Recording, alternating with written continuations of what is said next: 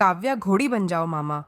धीरे धीरे मेरे दर्द हो रहा है। नहीं काव्या, मेरे से रुका नहीं जाएगा।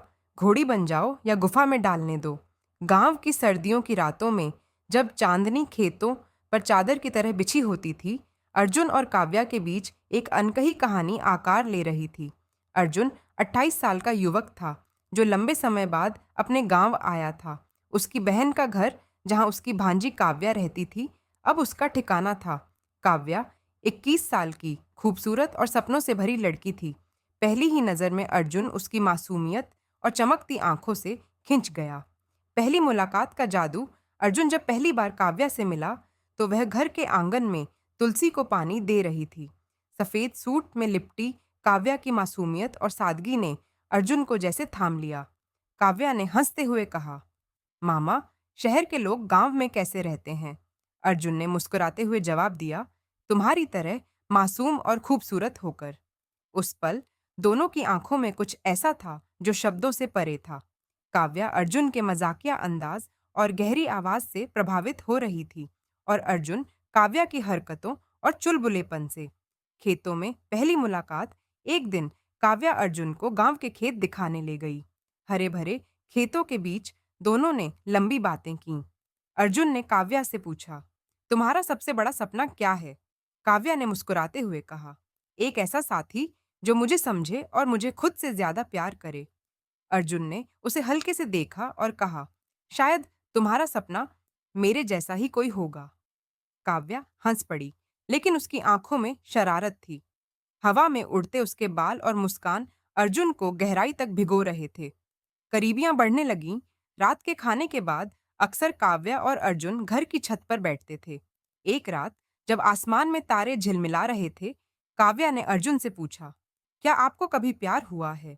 अर्जुन ने थोड़ा रुककर कहा, शायद अब हो रहा है। काव्या ने चौंक कर उसकी ओर देखा, लेकिन कुछ नहीं कहा। उनकी खामोशी में भी बहुत कुछ था।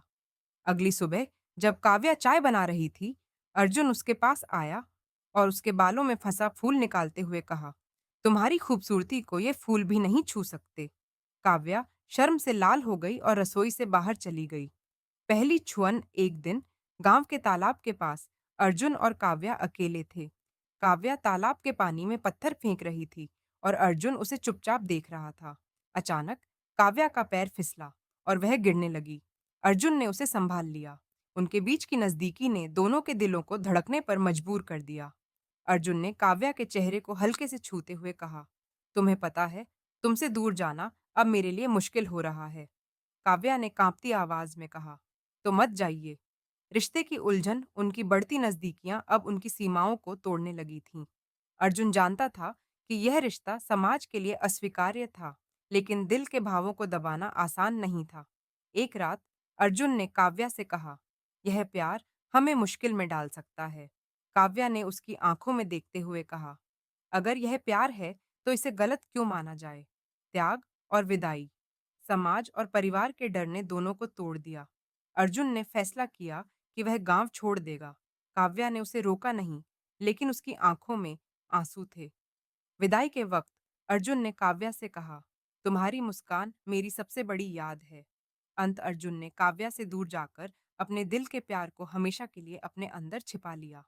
काव्या ने भी अपने सपनों को पूरा करने की राह पकड़ ली, लेकिन उनकी अनकही कहानी हमेशा उनके दिलों में जिंदा रही।